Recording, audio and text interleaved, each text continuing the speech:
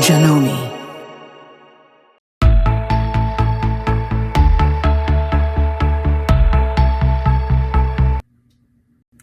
Hi, I'm Joanna Marsh of Kustom Kwilts, and today I'm going to walk you through how to execute one of my favorite free motion quilting techniques on the Janome Quiltmaker Pro 18 long arm.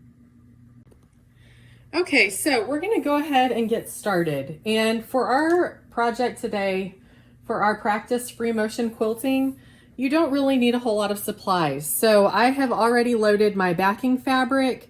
I've loaded just some cotton batting, and then I've loaded some solid fabric as my kind of mock quilt top to practice on. And what I'm going to be doing is, I find the best way to practice ribbon candy is to draw some sort of boundary, like a visual guideline for yourself. And so I've got my standard quilting foot on the Janome Quiltmaker Pro. And I'm taking a ruler and I'm going to be drawing some guidelines so that I know what my ribbon candy need to look like and how tall they need to be. So I'm going to be drawing a 1.5 inch line as kind of my visual boundary guideline, whatever you want to call it. I'm going to do a few of these, and I'm actually going to separate them by about, I don't know, a 1/2 inch. And you don't have to separate your lines if you don't want to. You can draw them back to back, butted up next to each other. But once you have drawn a few guidelines for yourself, you may even want to challenge yourself and try drawing different size guidelines. So like I said, I'm drawing 1.5 inch lines. So the distance from this line to this line is 1.5 inches. Same thing with this. There's 1/2 inch of space between these boundaries that I've given myself. I might decide to go ahead and come down here and do one a little bit smaller. So maybe I want my ribbon candy to be 1 inch tall. And so the reason that you want to kind of try out different sizes of ribbon candy whenever you start quilting is because you're not always going to have the same amount of space when you're quilting these. So let's say you have a skinny border that you want to put ribbon candy in. You might want to practice it at 1 inch versus 1.5 inch or 1.5 inches or something like that. And so the other thing that you might want to do is on this first one that I'm going to show you, I'm going to split this boundary line in half with a little dotted line. And so the reason that I'm doing that is because whenever we first start quilting our ribbon candy, you want to pay attention to where this line is. Because whenever you are quilting your ribbon candy, you're going to be crossing just before and just after this dotted line. And so what I mean by that is whenever you get started, a lot of times whenever I start practicing, I'll actually go ahead and draw in my ribbon candy so that I know kind of the size that I'm going for so that I nail it the first time. I wouldn't use a friction pen. This is iron erasable, heat erasable. But if I were doing this on a real quilt, I would use like an air erasable or chalk or something like that. But so I'm going to go ahead and draw my first few ribbon candy. And so whenever you get this down, it's a very kind of meditative free motion motif. It can be very relaxing. You kind of get in the zone and just automatically do it without thinking about it. But you're basically drawing kind of a lazy S, like you're not doing the exaggeration of the S curve. And you're crossing just before this dotted line and then just after the dotted line. So that midline is not where, it's not where the ribbon candy is going to touch. The touching point is going to be just above that dotted line and just below it, if that makes sense. Okay, so I've kind of got a good little starting point here to start my free motion with. Okay, so I'm going to go ahead and show you how I start off my ribbon candy. And so I've got my top thread. I'm going to press my needle down needle up button to grab my bobbin thread. And you can see I'm using a really lightweight silver colored thread. Usually I would match my top and bottom thread, but this is a really lightweight bobbin thread, and so you can't really see it. It's not going to be an issue or anything like that. So what I'm going to do is I'm going to follow my marking that I made for my ribbon candy, and I'm just going to do this kind of in and out motion with the long arm controls. And so I've got my stitches per inch set at 12 stitches per inch, and I've got my stitch regulator set to precision. And I do have my stitch regulator on. I'm using so fine thread. I think the color is teal or something like that. So I picked a thread color that's just a little bit darker than my solid colored fabric so that it would pop out a little bit more, but not be so contrasting that it looks kind of garish. Okay, so I'm going to go ahead and start quilting.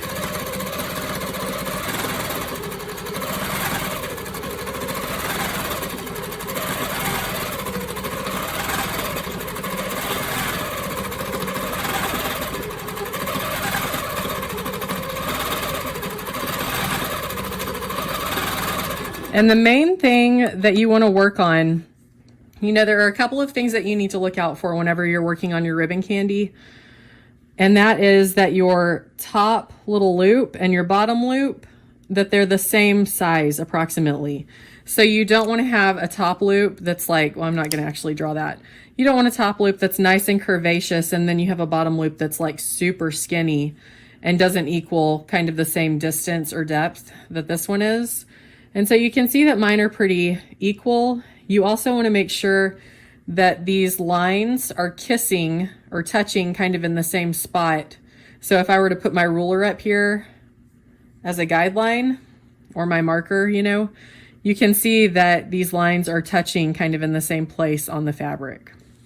And so by looking at those things, that's going to give you the most uniform looking ribbon candy.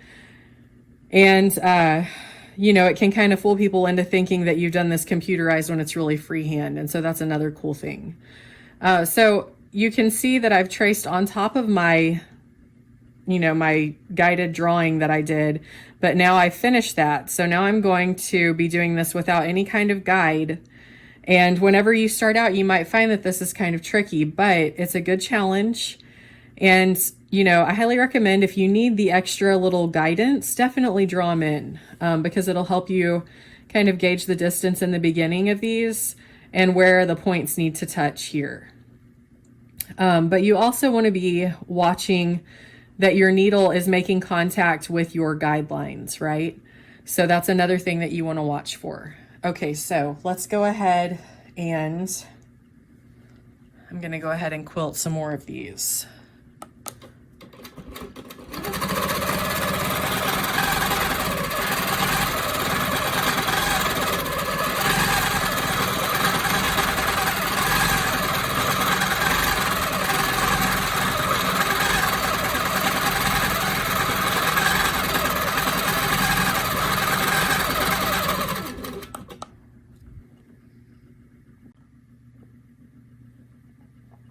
Okay, so you can see that whenever I'm quilting, I'm making sure that I'm making contact with that top line and the bottom line.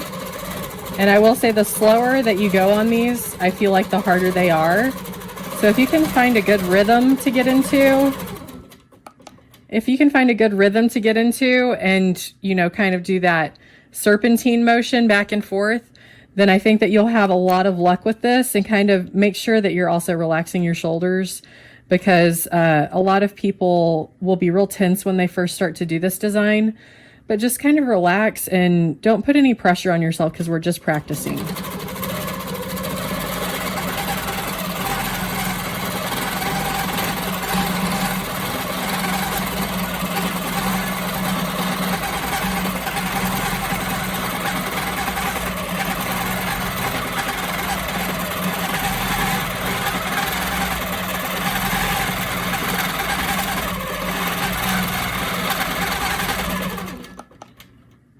Okay, so you can see that these are, you know, pretty nice and uniform. There are a couple spots that I made mistakes. So like right here, you can see that these two little loops overlapped. But aside from that, I'm pretty happy with this. This is just practice, you know. I would be going a little bit faster, and I would be a little more cautious if this were a real quilt. But this is just a practice piece of fabric for me, and so I'm not too stressed out about everything looking super perfect. But we're going to come down here, and I'm just going to not talk this time, and I'm going to quilt this line. Okay, so I've already prepared my thread. I've put my needle down and gotten my bobbin thread and pulled my needle back up so that I pulled that thread up to the top. And so now I'm just going to be continuing that serpentine motion back and forth, in and out, so that I'm completing my ribbon candy, and I'm going to be watching my top guideline and my bottom guideline. And then I'm also going to be paying attention, if you look up here, to where the ribbon candy are touching. So I want those to be touching kind of in the same place across the entire line, okay?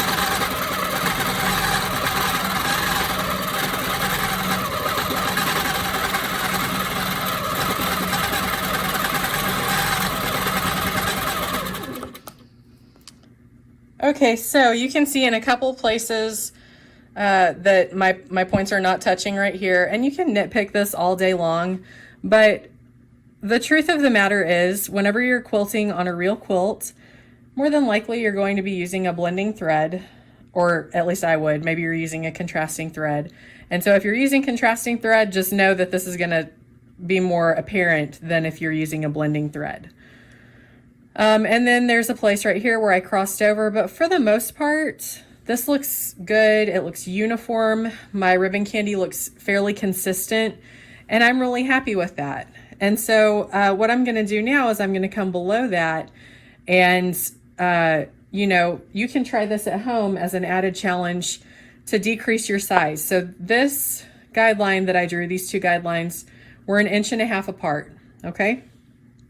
And this little distance right here is 1 inch. So I'm going to be doing this next row of ribbon candy at about 2/3 the size of these. And you can do these really any size. I will say that the larger they are, at least for me, the more difficult they are to keep uniform. So if you're doing ribbon candy, say like something like 6 inches tall, like this entire distance, I don't know if that's really 6 inches. I'm just saying that as a number. I find that that's harder to keep it consistent versus a smaller size like this. So let's go ahead. I'm going to break my thread. So these are going to be about 2/3 the size of my original ribbon candy.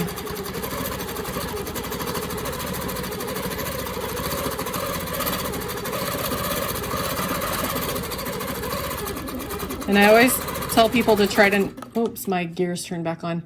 I always tell people to try to not have a death grip on the handlebars whenever they're quilting. Just try to be kind of relaxed as you can. I know that that's hard to do because this sometimes doesn't feel like natural movement in the beginning, but the more you practice it, the more natural it will feel. And just know that whenever you switch to a different size, there's going to be a little bit of a learning curve, if you will. So when you're noticing that this is not looking stellar, right? There is a little bit of an adjustment that comes when you switch from a large size of ribbon candy to a smaller size, until you kind of find that sweet spot in that groove.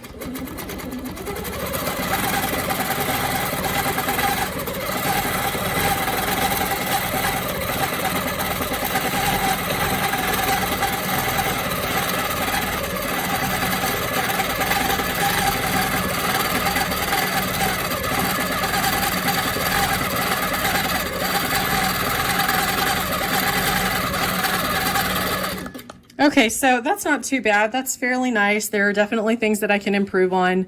And so things that you can look for whenever you are kind of critiquing yourself during your free motion practice are these little crossover places here where you can see that I touched a little too far in, and so I've got some overlap. Also, there are places where I didn't touch these ribbon candy pieces together at all.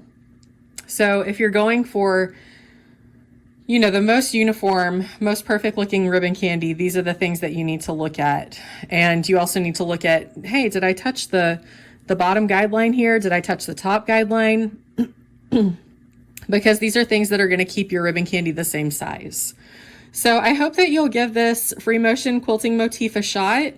It's a great, great motif to use in borders.